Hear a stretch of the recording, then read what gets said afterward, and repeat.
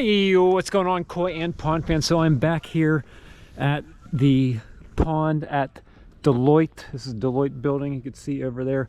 There's a whole bunch of engineering offices here. This is off of Carlisle Pike in I guess it'd be Mechanicsburg, not necessarily Harrisburg, but Mechanicsburg. So this is the second time I filmed this one. This was absolutely gorgeous because it fills in with plants and all this stuff is covered over in the summertime. So I wanted to come and check this out in the winter to see what's going on, and I just took a quick peek and not very impressed. You could tell that pond experts are not taking care of this pond.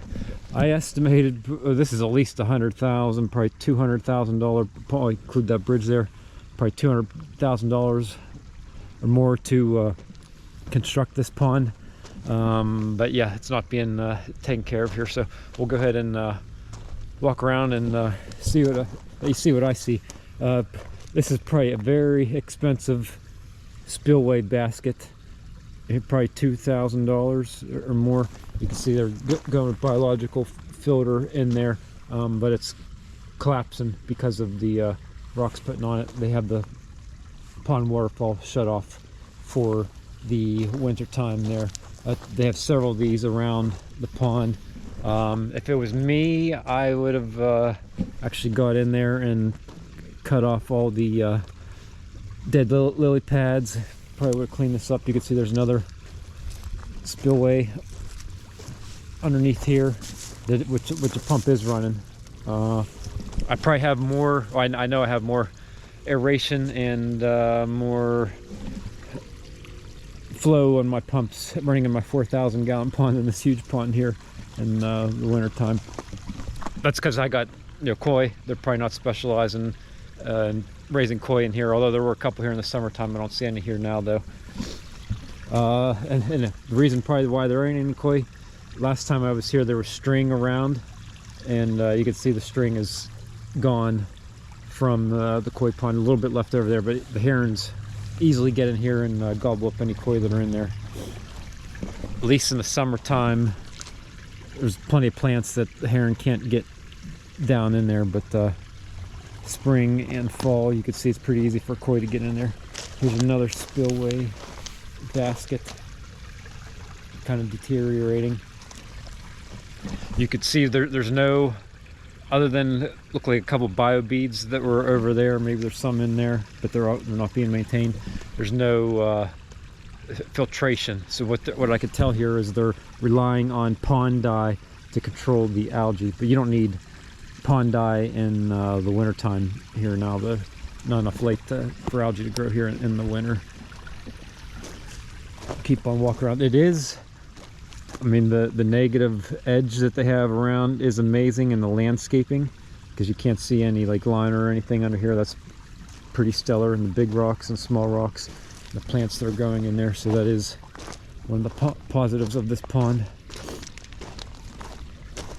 Like, you can't see a little bit of pond liner right there. I'm not a fan of putting rocks in the bottom of the pond. Just hard to clean it if you ever wanted to get in there and clean it.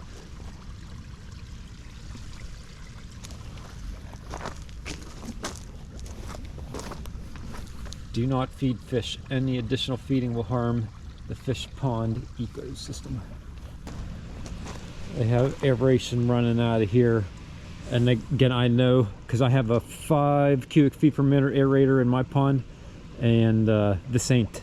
That's like a half a cubic feet per minute of air running out of that hose there, so it's not working very well here. You should probably have more aeration what they have going.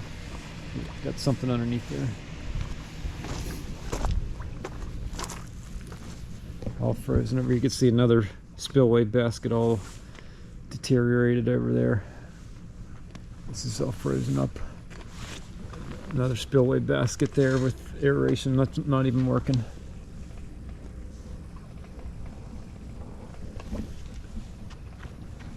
So there you go. I mean, pond has potential, but that's what happens whenever you don't have people maintaining. They got probably building ground landscapers, and the owners don't know any better of what it takes to clean a pond. They're not telling whoever's maintaining this property to maintain this correctly. So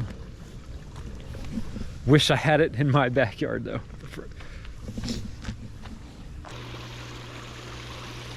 All right, so we're back here at my house. I'm gonna show you what I do to winterize my pond, or what does it look like in the winter. We'll start on this half. So, yep, I shut the waterfall off just because it's gonna freeze. Water's gonna spill out of there. The water that's in here is just rainwater that collects when it's warm. It gets down here. Occasionally I pump it out. Got a sump pump. Whoa, I see here. I could pump the water in there, it blows out the front yard, or I have a longer hose. I could directly sump pump it from here out there if I want. But yeah, don't mess around with that pond in the wintertime. That's for turtles. In the summer, you can see I disconnected it from that one. They used to be all one pond, but disconnected them. So yeah, you could see the aeration that I have in my pond. That's 5 cubic feet per minute. Got there's 4 pucks in there. And it keeps the pond pretty dang clear. Unfortunately, I've got some ice over top of it right now that's freezing, preventing me from seeing the koi. What we're gonna do here is we're gonna test out the underwater cam. I haven't used the underwater cam for a couple years, so we're gonna test it out here, see what the koi look like underneath there. But you can see I do maintain the plants. I cut them all back as far as I can. I have a ledge right there, ledge there, ledge there, ledge there, and I pulled them down. Some of those plants sit in the waterfall there in the summer, but I take them out and keep them all in here, keep them organized. I run all the pumps in the wintertime.